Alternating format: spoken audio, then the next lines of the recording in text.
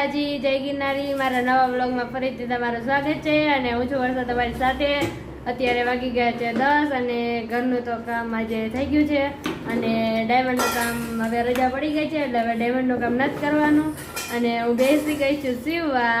તો વાગી ગયા છે 10 અને જો મમ્મી કબાટ સાફ કરે છે એટલે કબાટ સરખો ગોઠવે છે। Good morning mummy. જો મમ્મીએ સાડીઓ ગોઠવી નાખી છે અને આજે જો ગોઠવે છે।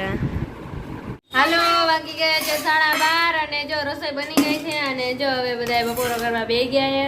પૂજા દીદી બધા બેસી ગયા છે અને હું બપોરો કરવા બેસી ગયું। તો હાલો બધા બપોરો કરવા। દીદી ને બગુ ને બધા મીરા ને બધા બપોરો કરવા બેસી ગયા છે। કા મીરા?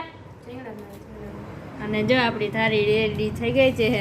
ખીચડી ને સેવ ટમેટાનું શાક ને મુરબો ને બાજરાનો રોટલો। તો હાલો બધા બપોરો કરવા। Good evening guys. અત્યારે વાગી ગયા છે 4:30 અને રેકડી ભરાઈ ગઈ છે અને મમ્મીએ બધું ગોઠવી નાખ્યું છે।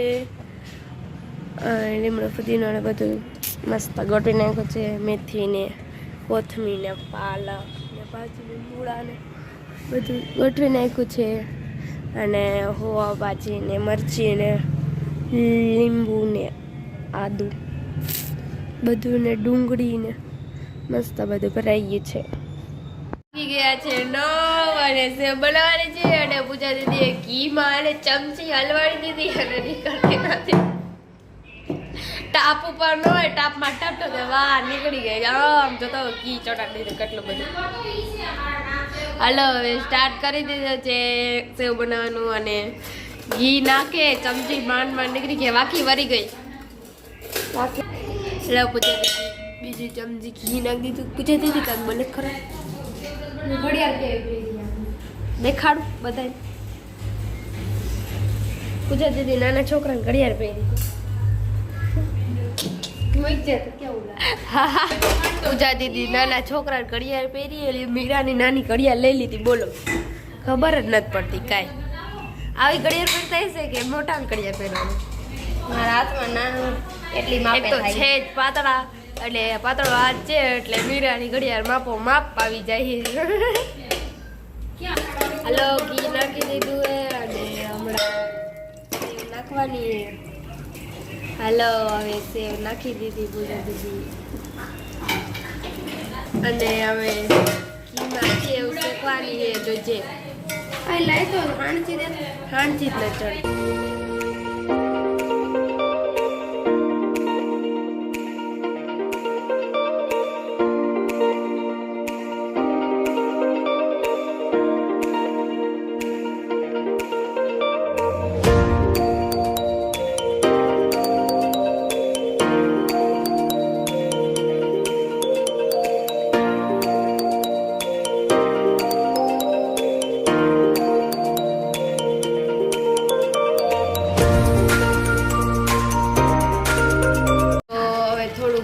પાણી બળી જાય પછી એને દૂધ નાખવાનું છે।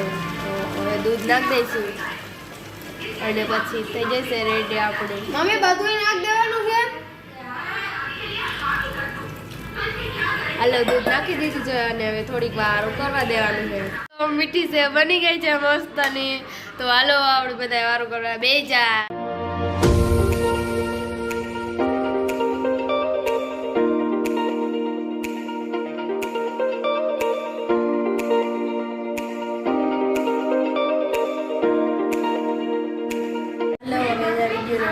જો તમને મારો વિડીયો ગમ્યો હોય તો વિડીયોને લાઈક કરજો, શેર કરજો અને સબસ્ક્રાઈબ કરજો અને વિડીયો કેવો લાગે કમેન્ટમાં જરૂર કરજો। કાલે મળશું નવા બ્લોગ સાથે। ત્યાં સુધી તમને બાય બાય।